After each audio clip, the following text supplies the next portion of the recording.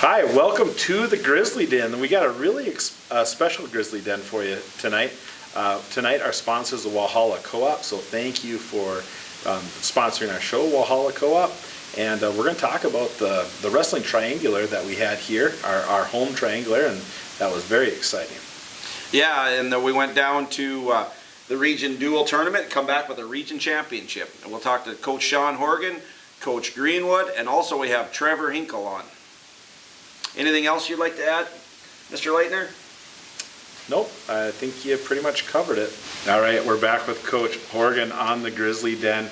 Coach, thanks for being on the show. Thanks for having me. All right, now we had just an amazing week. We'll talk about the dual tournament after we talk about our triangular, because that was also really fun, that event that we had in Walhalla on Thursday night, I think it was.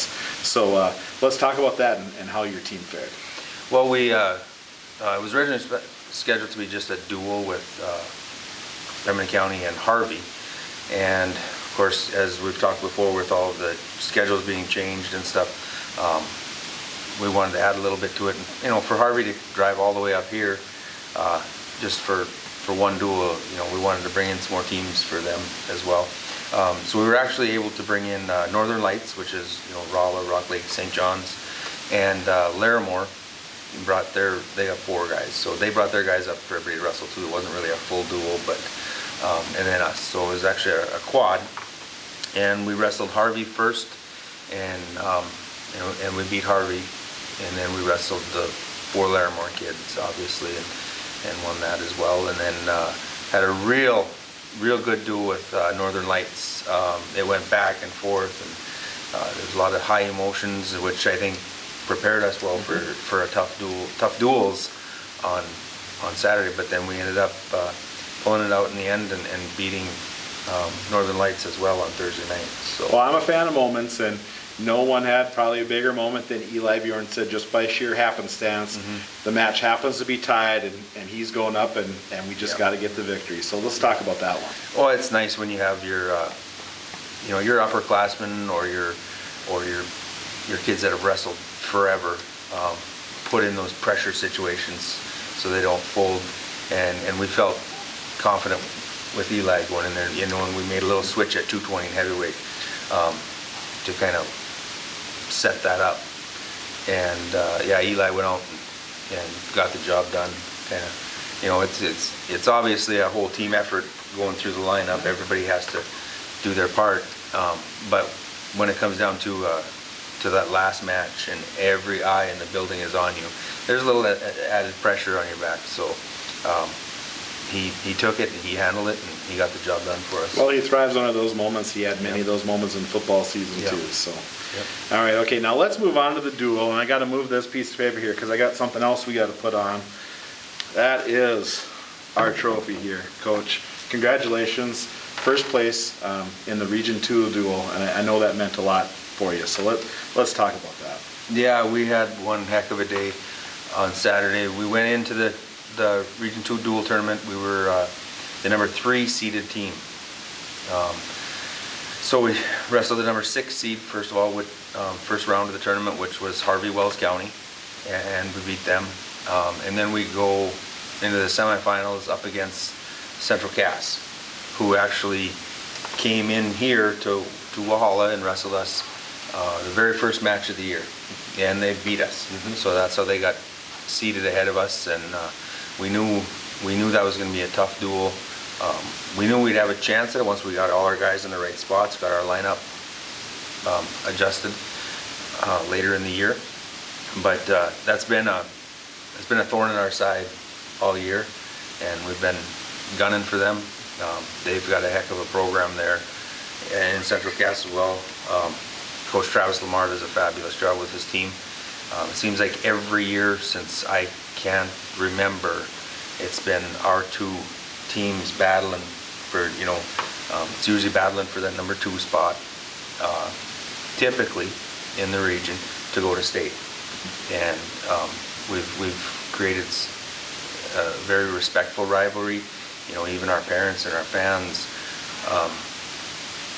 and their parents and fans talk about it with smiles on their faces. When I walked into the gym in Castleton on Saturday morning, And throughout, there's parents and fans from Castleton coming up to me, now how many times more are we going to do this? This has been going on since, and kind of reminiscing over the past how many years that we've been battling, and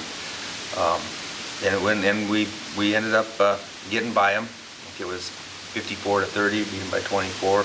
Our guys got on a roll and supporting each other and making some noise, and it was real exciting duel.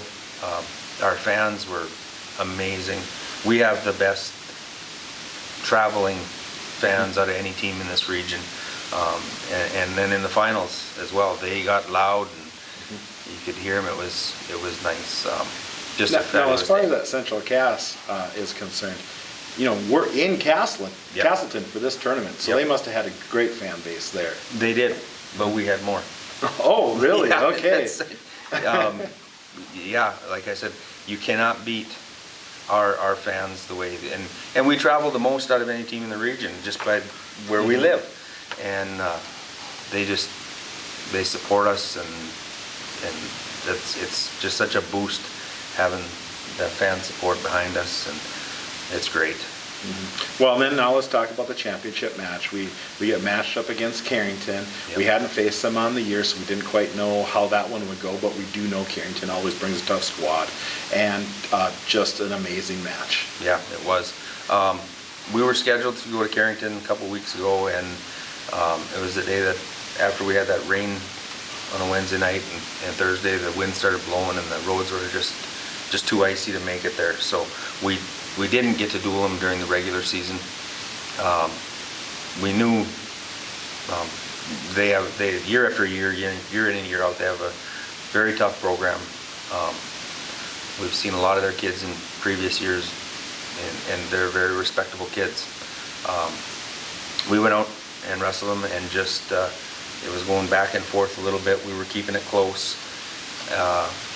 And every one of we talked about it before, every point is going to count, guys. Every match is going to count. If you're on your back, you got to fight like crazy to not give up that pin. Even if you give up a tech fall, that saves us 1 point. If you're ahead by 7, go for that extra point so you can win by 8. So you get a major decision instead of just a decision. That gives us 1 more point. So that was our mindset going in, is every match is going to count. And as it turned out, every match did count, and we had a lot of swing matches that we didn't know which way they were going to go, and we lost a couple of them, but we won a few of them, and came down to the last match at 126 with Trevor, and he wrestled just a fabulous match. And again, like Eli, one of our older kids, been in pressure situations before, and he comes through in overtime to get the pin and for the win. So, well, Mr. Harchie has an interview with Trevor that's going to be coming up later on the show. So that's amazing that we'd have him up here, and he ends up being the featured guy on the team that night, or that day. And, the other thing is his match is the one that decides it. I mean, everybody you talked about plays a role, we understand that as well, but he's the last person on the match. Yep. He's the last guy with the chance to affect the outcome of the duel. Right. And his match goes to overtime. It goes to overtime. So what was everybody thinking at that time? well, obviously the kid he's wrestling is tough. He's rated #1 in the state, and we know Trevor's potential. We know that he can get the job done, and overtime always starts both men on their feet in the neutral position, and Trevor's tough on his feet, so we're confident that. And I guess it'll be later on the show when I could say the move that he threw to win it, but yeah, he showed some true guts, and he came through and won it for us. Well, just amazing. And, the way that it was on the live stream here, I am doing some homework, and I'm looking at the live stream, and you could see us. You could see all the Grizzly Nation fans, or players, and everybody in the whole gym was probably cheering for us, Well, at actually, that point, because it meant a lot to the Central Cass. Yep. The whole Central Cass team, they were on the extra mat because their match got done early. They were there cheering for us, because if we beat Carrington, then Central Cass gets a chance to challenge Carrington for a true second. And their fans, ours were on the opposite side of the gym, and Central Cass's fans were right behind our chairs. So the Central Cass fans are cheering for us as well, in hopes that we would upset Carrington, and then they would get a chance to challenge to go to state. So yeah, it was loud in there. But the only guys that I could hear the roar and things, but you know, the 4 coaches that we had there that day, that's about all I could hear. And then when it happened, then the celebrating was on, and I was jumping around like a fool. Yeah. Yeah. Oh man, it was really cool to be able to see that there on the live stream. It's, you know, no substitute to being there, but it's still pretty cool to be able to see it. Yeah.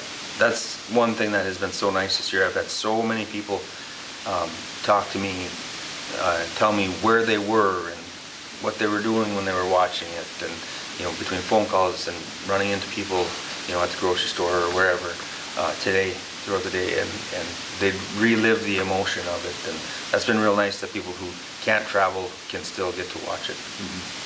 Well, you know, Coach, the last thing I want to talk to you about is you announced to the team earlier that this would be your final season as Grizzlies head coach, and you've put in 25 years into this, and I know it means a whole lot to you. Yeah. Congratulations on your service, by the way. Thank you. You know, and we'll talk about some of those memories as we go forward in our show in the future, but let's just talk about this one, you know, and what this meant to you that moment. You know, all your guys, you know, getting it done for you one more time. Yeah. When we were talking in practice this week, you know, I announced to the boys that after this season that I would be resigning as head coach. I have the most amazing assistant coaching staff that anybody could ever ask for. So I feel comfortable in leaving the program that I've worked to build and rebuild and over many years. But they're going to be great. But what I talked to the wrestlers about was that they're not getting rid of me totally. I'll still be there to watch, to make sure they're doing things right, and you know, kick them in the butt if need be or whatever. But I will be resigning as head coach. It's time. I feel comfortable with it. But my heart is still with the program. It always will be. But I made a comment to them that, you know, coming into duels, I want to go out on top, guys. I know the potential's there. I know our team is in good shape, great physical condition, mentally tough. I said, I want to go out on top. That's what I want. And all I heard from a couple of them is, "We got you, coach." And that was, that was special. Yep, and I know it meant a lot to you, and it was great after the championship match. They had the interviews with you and Jace for sure, and maybe another person I don't totally remember. Trevor. But Trevor. Okay, and then it was just great to hear, you know, how you guys talked about that, how you will remember it. You know, your son being on this team and how much that means, but at the same time, our season's not over yet. Right. Okay. Right, So right. so now we're getting refocused. And, you know, we have the unofficial individual tournament coming up. It's a home match for us, or home tournament for us. It's going to be in Cavalier. And then after that, then we have the state tournament. So, you know, we still have a couple more weeks of Grizzly Den stuff for you. Yep. And we're excited about that, too. Yeah. You know, we can celebrate this Saturday night and today, but tomorrow we gotta get back to work. We can't be happy with. I mean, we can be happy, but we can't be satisfied with what we've accomplished so far. There's still more things to accomplish. The unofficial region individual tournament in Cavalier this coming Saturday, and then we've got an individual state tournament to get as many kids on that podium and as high up on that podium as we can. And then we've got the state dual tournament coming up, and then after the state dual tournament's over, we got the girls state tournament that will happen Saturday night down at state. So. And we'll be bringing 3 girls to that. So things are happening. It's exciting. It's crazy with the changes, as we've talked many times. But just so happy that we're still wrestling and having a season and a postseason. Mm-hmm. Yep. Well, and I know this kind of victory transcends wrestling. You know, it reaches out to other sports. Coach Dunnigan was on Facebook talking about how happy he was, and he gave you guys a shout out in his interview that I did with him a little bit earlier. And it's just fun for everybody that's a part of the Grizzly Co-op to be able to reach this level of success. So Yeah, it's been one heck of a ride. It's been fun. all right, well, congratulations, Coach, on this. And let's try to bring home a couple more trophies for us with the next couple tournaments. Definitely. Okay. Yep. All right. Thank you. Thanks. All right, we're back tonight with Trevor Hinkle. He's a junior. He goes to school in Cavalier, and he had a big win this weekend for the team in the region duels. But Trevor, thanks for coming up tonight. So Trevor, can you explain the duel tournament the other day and just how things went? Round one, round two, then we'll get to the finals then. So round one, we did pretty good. We're coming in strong, and we beat them by a lot. So. Okay. The round two, I believe, was Central Cass then? Yep. In Central Cass, and it was kind of shaky to start. Well, I think I looked at one time 24-24, something like that, and then you guys kind of took over from there. Yeah. The Okay. heavyweights came in, and then they pinned them all. Okay, well, that's good. Now, with the one we've been known to, you're going up against Carrington. Now, is this correct? You haven't seen Carrington all year? Okay, not even in a tournament or anything, so we haven't wrestled them all year. I understand they have 4 number one, or at the time ranked number 1 wrestlers. Okay, so just kind of tell us what weight did we start at? Do you remember? 132.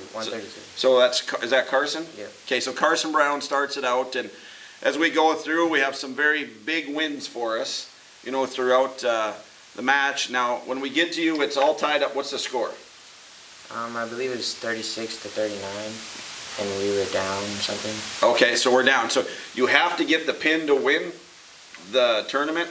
Well, they realized after that if I tied it, we would have won either way, but the pin Okay, helped me. so if you wouldn't have pinned the kid, it would have been a tie, but we would have still won. Yeah. But when you started the match, you thought we had to have a pin to win, correct? Okay, now just kind of tell us how the match went. First period, I threw him on his back, and I really thought I was going to pin him, but then the next period, I was on my back for a whole minute. I thought I was done for, and then Yeah. I just kept throwing him around, and then ended up in overtime. Okay, now before we get to overtime, if I understand, the kid is ranked number 1 in state in your class, and do you have a ranking at this time? I was ranked 5th Okay, so it's 1 versus 5. You haven't seen the kid all year. Now, have you wrestled them last year? 2 years ago. Okay, a couple years ago. So now we start overtime. Tell us how overtime works. Is it sudden death? Is it, one period? How does it work? It's a minute-long period, and first takedown wins. Okay, so first takedown, obviously you got a takedown, but since you have them in a pinning position, it can continue, correct? Okay, so you got him on your back and pinned him, and what was it like, after you pinned him, you got up and you knew you won the region title for your team? You helped win your region title, right? Yeah. Okay, what was it like then? I was really excited. I didn't even know what to think. I was so excited. Yeah. Now, I was watching it, and people are watching it all over. It was just a tremendous duel all around, and I bet you Trevor's the first, he'll say right away, it wasn't just him that won it, it was everybody on through the whole team. Yeah. Okay? And so so we're going to get away from wrestling a little bit. You have 2 brothers, okay? Daniel, he's a senior, he's a basketball player. Then there's Levi, he's a wrestler, right? Yeah. Okay, now, Eli Berenson, and he always tells us about his basketball days way back when, and your brother's a basketball player like this. Now, could you ball out? I think I could. So. You think you still could ball out? So maybe you and Eli and a couple of guys could put together a team and be okay? Oh, yeah. All right, well, okay, that's good. Now, couple questions. Now, Trevor is a farm kid. We've had a lot of farm kids, which is great. We always ask, what's like the worst job that your dad makes you do on the farm throughout the year? I would say cleaning up the machinery. That's after a mud hole. It's bad. Oh, when you're in there washing and you just didn't get one spot clean and you spray the mud and it comes all over you and just goes where it was. Yeah, now I agree with you there. Now, fun fact, I remember watching Trevor's dad, Jason, play football and wrestle back when he was in high school, and his mom, Sarah, was a classmate of mine. So, so I can remember that either makes me really old or them really old. I'm not sure which one. So, but now this week we have the unofficial region individuals in Cavalier, right? Okay, so all the teams will be back for that? Yeah. All right, and then state, we have what, 3 weeks now before a state tournament? Yeah. Okay, do you have any idea where you'll be ranked going into that state tournament? I have no idea right now. Okay, and does it really matter to you? No. Okay, well, that's great. So, anyway, that's Trevor Hinkle on the Grizzly Den tonight, so thanks for coming. All right, thank you. All right, we're back tonight with Mitch Greenwood, assistant coach for the Grizzlies. He's the Phi Ed teacher in Cavaliers, so it's nice to have you on, Mitch. Thanks for having me. Now, Mitch graduated from Cavalier in 2003, okay? So tell us a little, Mitch, how you got back to the Pembina County area. Sure. After I graduated, I went to college for a year in Moorhead, then finished up at Mayville State. I hung around there for a couple years subbing. Then I decided better get a full-time job, so I applied for a teaching job out in Bow Bells, North Dakota. Spent 1 year there, and then actually kind of a crazy story. I was on a trip to Iowa for wrestling for middle school All-Star Nationals, and I was coaching with Sean in Iowa. And I told Sean, I said, hey, I'm considering applying for a job in Watford City. And he said, well, I just interviewed for a job in Watford City and thinking about going out there. So he said, you better put in your application and put me as a reference. And so I ended up getting hired, and he decided to stay here. So, but he helped me get that position. And so I spent 7 years in Watford City, and then met my wife out there, and we got married and had a kid, and decided we wanted to get closer to home, and some jobs in Cavalier opened up, so we applied and got offered the positions and jumped on that, came back home. So now you're a social studies teacher first, Yep. and then now you're a Phi Ed teacher, correct? Right, yeah, I graduated social studies degree. I did that for the first 4 years full-time of my teaching career, and now I've been doing Phi Ed for the last 6. Okay, so great. So now, this is your, what year assistant coach with the Grizzlies? Second year with the Grizzlies. Second year with the Grizzlies. You were the head coach in Watford City, correct? Yep, I've been the head coach in Mayville, Kenmare, Watford City, and now back here, so got 17 years of coaching altogether. Okay, and fun fact, he's from the little town of Baku, actually, right here in Yep. Pembina County. So Population 15 if you count the cats and dogs. that's right. So now, we talked to Coach Horgan, so give us your perspective over the dual tournament, this past weekend. Sure. We went in and we knew that coming in as a 3 seed, we had our work cut out for us. So we felt pretty confident that we could hang with Central Cass, and we had a pretty good game plan going on starting that duel, and everything just kind of fell into place. And that was kind of all week long what we were preparing for. We have to beat Castleton and get in that finals and punch our ticket to state. And I think, to be honest, I don't know if either one of us had looked too far ahead at what might happen if we wrestle Carrington in the finals, but we said let's get there first and then worry about it then. But we made the championship match, and then we just kept the momentum going and wrestled really well with a lot of heart. And yeah, the kids really wrestled well, all of them. We had maybe not some upsets, but some kids that had some really big matches that come away with some wins. And we were talking. Off air about some coaching strategy there up in the heavyweights. Can you explain kind of what that was about with your the 220 and the heavyweight? Sure. So Eli is at 220 and he's undefeated this year. Carrington has a kid that's very good, Bo Retzloff. He's undefeated this year. We expect that they're going to be 2 of the top kids in the state. And the way that it worked out is we had to show our kid first. So we put Eli on the mat, and then kind of surprisingly they didn't put their kid out.